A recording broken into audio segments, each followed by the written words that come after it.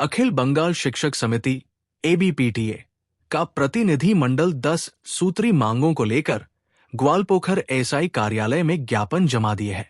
शुक्रवार को एबीटीए के जिला नेतृत्व रघुपति मुखर्जी, अस्मिता मुखर्जी, मोहम्मद शाहिद अख्तर और अन्य की उपस्थिति में अखिल बंगाल शिक्षक समिति ने ग्वालपोखर सर्कल ने ग्वालपोखर एसआई कार्यालय में एक ज्ञापन सौंपा है। आज 1 अगस्त हम लोग ग्वालपोखर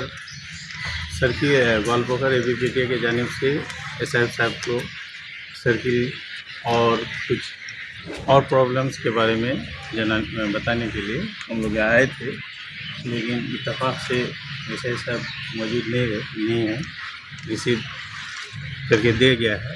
हम लोग आइंदा दिनों में और भी प्रॉब्लम्स को लेकर के, जो बच्चों का प्रॉब्लम है, स्कूल के बच्चों का, स्कूल के इंफ्रास्ट्रक्चर का जो प्रॉब्लम है और टीचर्स का जो प्रॉब्लम है, उनको लेकर के हम लोग आइंदा दिनों में आएंगे और उम्मीद करेंगे कि एसआई साहब हम लोग के साथ कोऑपरेशन का हाथ बढ़ाएंगे।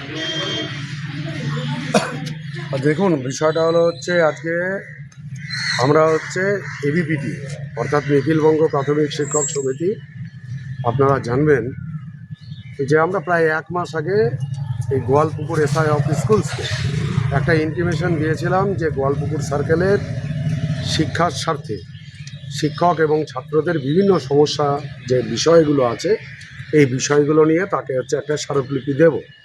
এবং প্রায় 1 মাস আগে এসআই সাহেব তাকে একটা ইন্টিমেশন দেওয়া হলো এবং তিনি সময় দিলেন।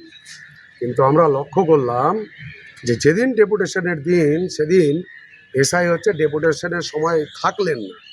তাহলে এর দ্বারা কি বার্তা প্রমাণিত হয়, এটা কিন্তু বুঝে নিতে হয় যে এই অফিসটাতে কি চলছে। এবার আমাদের যে শিক্ষকদের কিছু স্বার্থ, এই শিক্ষক ছাত্র তাদের জন্যই তো অফিস, এবং তাদের সমস্যা নিয়ে আজকে আমাদের আসা। তাদের সমস্যা নিয়ে 1 মাস আগে বললাম, তিনি সময়টা দিলেন না এবং তিনি আজকের ডেটে অন্য জায়গায় চলে গেলেন। কি বার্তা বহন করে সেটা আপনাদেরকে ভাবতে হবে। তবে এটা বলে রাখি, যদি উনি ভেবে থাকেন যে এইভাবে পাশ কাটিয়ে চলে যাবেন বা কাউকে খুশি করার জন্য এটা করছেন, তাহলে আগামী দিন কিন্তু বৃহত্তর আন্দোলন করবার জন্য আমরা উত্তর দিনাজপুর জেলা কমিটি এটাকে বুঝে নেব। আমাদের প্রথম কথা, শিক্ষাকে ধ্বংস করতে দেব না, সে যত বড়ই মাতব্বর হোক না কেন।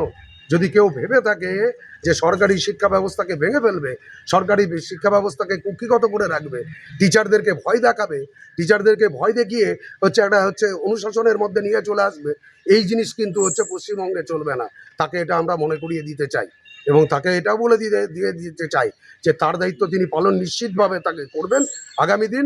আর আমাদের যারা শিক্ষক আছে এবং শিক্ষার স্বার্থে যে কাজ করে চলছে অনবরত, আমাদের দায়িত্বটাও আমরা বুঝি, আমরা আমাদের কাজটাও করব।